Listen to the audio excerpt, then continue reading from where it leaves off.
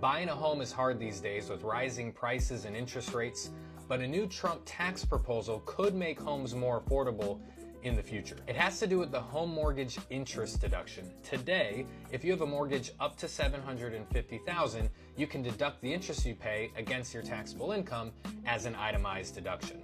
Two changes put forth: remove the mortgage interest deduction altogether or lower the cap to a mortgage up to $500,000. This is interesting for a couple of reasons. I think some people will actually prefer to rent versus buy if they don't get a deduction for home mortgage interest or for property taxes, which I mentioned in an earlier video. They may repeal the SALT deduction as well.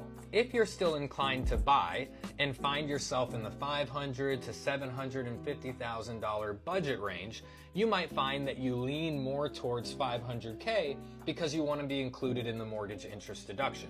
If that's the case, homes in the higher range are going to feel some price pressure to come down to meet the demand for homes that still fit within the cap. And finally, I think there's some human psychology at play here too.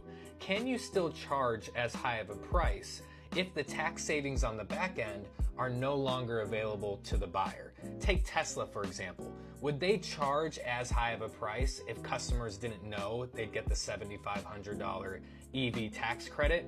I think there's an argument to be made that if these deductions are taken away, demand will fall and prices will also have to fall because it's no longer as tax advantaged to be a home buyer versus renting. Of course, this is just my own personal analysis of a hypothetical situation. Could be wrong, but I'm curious to hear your thoughts as well, and I plan on sharing more of these Trump proposal videos, so follow along if you're interested.